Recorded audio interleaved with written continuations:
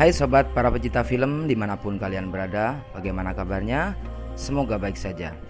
Kali ini saya akan merangkum sebuah film yang menceritakan pasukan khusus yang berusaha menyelamatkan kotanya dari kejahatan yang didalangi oleh bos mafia yang berasal dari Rusia.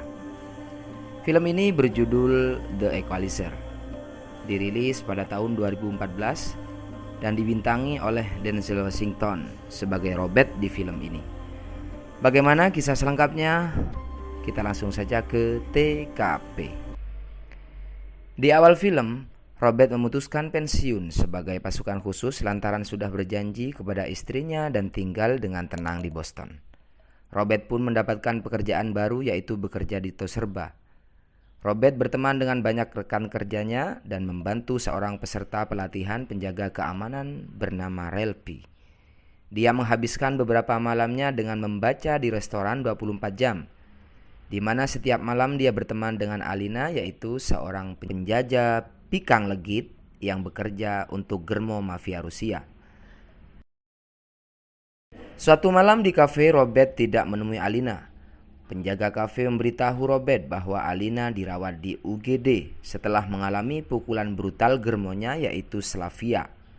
Slavia memukul Alina karena Alina sudah mengecewakan pelanggannya. Mendengar hal tersebut, Robert langsung pergi ke UGD. Sesampainya di UGD, Robert bertemu Mandy, yaitu teman Alina yang sama-sama menjual bigang legitnya. Kemudian Mandy menceritakan semua kejahatan Slavia kepada Robert. Tanpa basa-basi, Robert datang ke Slavia untuk menebus Alina. Dengan sejumlah uang, Robert mencoba membayar Slavia untuk membebaskan Alina menjadi pedagang pikang. Namun Slavia menolaknya dan mengejek Robert. Tanpa pikir panjang, Robert yang sedang panas dalam karena sudah diejek oleh Slavia, langsung mengunci ruangan dari dalam sambil melihat jam tangannya untuk mengukur waktu yang dibutuhkan untuk menghabisi Slavia dan anak buahnya. Tanpa adegan berlebay-lebay ria, Robert menghabisi Slavia dan anak buahnya dengan cepat.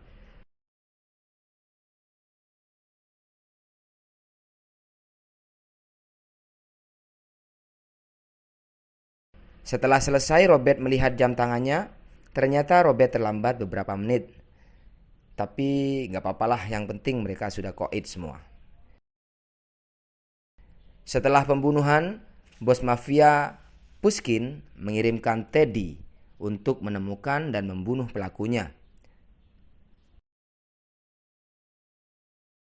Scene berpindah ketika Relpi mencabut permohonan satpamnya, pergi bekerja untuk ibunya di restoran keluarga. Robert menyelidiki pengunduran Relpi yang mendadak. Ternyata restoran keluarga Relpi dibakar oleh polisi korup. Robert merekam tindakan pemerasan itu. Robert mengancam mereka untuk membayar semua yang telah mereka peras.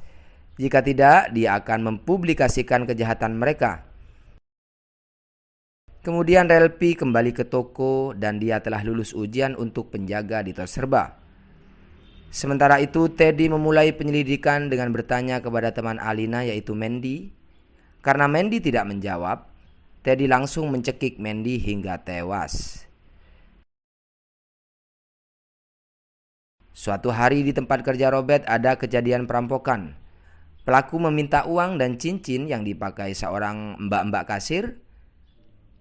Emosi Robert memuncak, namun karena ada anak kecil, Robert meredam emosinya. Kemudian Robert mengikutinya dengan membawa bekal palu jumbo dan menghabisinya. Keesokan harinya, mbak-mbak kasir yang kaget tadi senang sekali karena cincinnya sudah dikembalikan. Teddy pun melanjutkan penyelidikannya dengan melihat foto-foto yang ada di lokasi kejadian saat itu. Di foto itu, Teddy langsung mencurigai Robert dan langsung mendatanginya. Di tempat Robert, Teddy bertanya, "Kenapa kau makan di restoran itu? Restoran lain kan banyak." Robert menjawab, uang gue. Ngapain lo ngatur-ngatur?" Mendengar jawaban itu, Teddy sangat marah dan memastikan bahwa memang Robert lah yang membunuh Slavia. Teddy pun menyuruh anak buahnya untuk mengikuti Robert di kafe. Sesampainya di kafe, tanpa basa-basi Robert bertanya, Masih adakah teman yang kau tunggu untuk menangkapku?" Pria itu langsung menodongkan pistol kepada Robert dan dengan cepat Robert merampas pistol itu dan berhasil melumpuhkannya. Setelah keluar dari kafe, Robert mengambil gambar Teddy beberapa kali karena Robert habis ganti HP baru. Teddy pun langsung kembali ke tempat Robert. Karena Robert sangat cerdas, dia tidak pulang ke rumah tapi numpang sama tetangganya yang berseberangan dengan rumah Robert. Tapi sebelum menumpang, Robert sudah meletakkan kamera pengintai di beberapa sudut rumahnya, sehingga Robert dapat mengawasi mereka sambil ngopi di rumah tetangganya.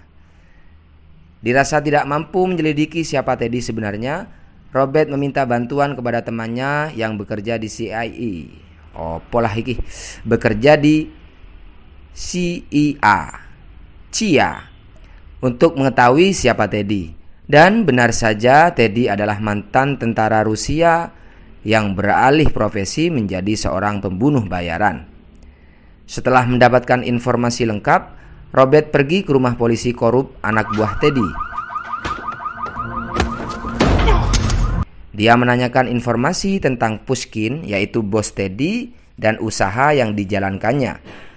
Awalnya polisi korup itu tidak mau bicara. Akhirnya Robert menghiburnya dengan gas LPG di dalam mobil. Karena sesak nafas, Teddy pun memberitahu semuanya kepada Robert. Tanpa lama-lama, Robert pun datang ke tempat usaha penggelapan uang milik Pushkin dan melumpuhkan semua anak buah Pushkin yang ada di sana. Robert menyuruh polisi korup itu untuk menghubungi polisi dan menyuruhnya bertobat. Scene berpindah ketika Teddy sedang duduk santai bersama anak buahnya. Ketika anak buah Teddy pergi ke toilet, Robert datang dan tanpa basa-basi mengatakan keinginannya untuk menghentikan usaha haram ini. Kalau tidak, dia akan menghabisinya. Awalnya Teddy tidak takut dengan ancaman itu. Namun setelah Robert meletakkan kacamata anak buah Teddy ke gelas minumannya, Teddy baru sadar bahwa anak buahnya telah mati terbunuh oleh Robert. Hal itu pun membuat Teddy sedikit ketakutan. Dengan melihat data dari polisi korup itu, Robert pun kembali berulah. Sekarang Robert ini ingin mengundang semua petugas pemadam kebakaran dengan cara membakar minyak ilegal milik Pushkin.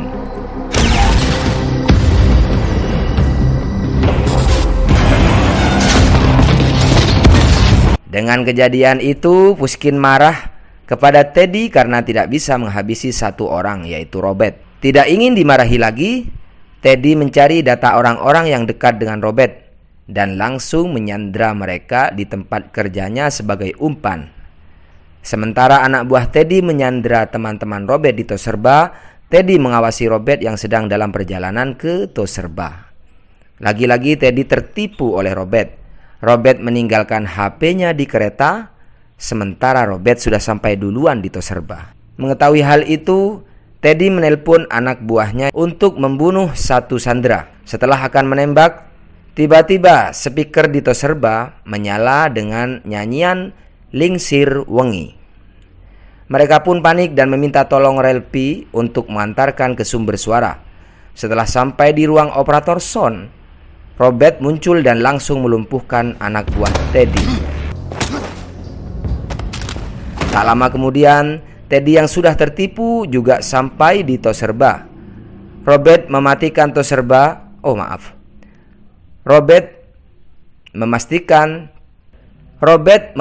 lampu yang ada di Toserba dan menghabisi anak buah Teddy satu persatu dengan sangat sadis. Ada yang mati tergantung, ada juga yang ditembak pakai bor kayu. Waduh, belajar di mana dulu bang? Bunuh orang kok pakai bor? Setelah di ruang sandera sudah aman, Robert menyuruh Relpi untuk membawanya ke tempat aman.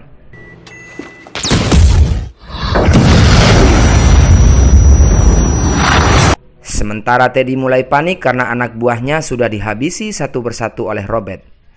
Singkat cerita, Robert pun menjadikan Relpi sebagai umpan di sebuah ruangan. Setelah Teddy menemukan Relpi dan ingin menembaknya, tiba-tiba letusan senjata berbunyi dan mengenai Teddy. Ternyata suara letusan itu berasal dari senjata Robert yang menembak Teddy dari belakang. Tanpa berlama-lama, Robert pun menembaki Teddy bertubi-tubi. Sebelum tewas, Teddy bertanya kepada Robert, "Siapa kau?" Karena pada waktu itu Robert sedang sariawan, Robert pun tidak menjawab dan Teddy pun tewas.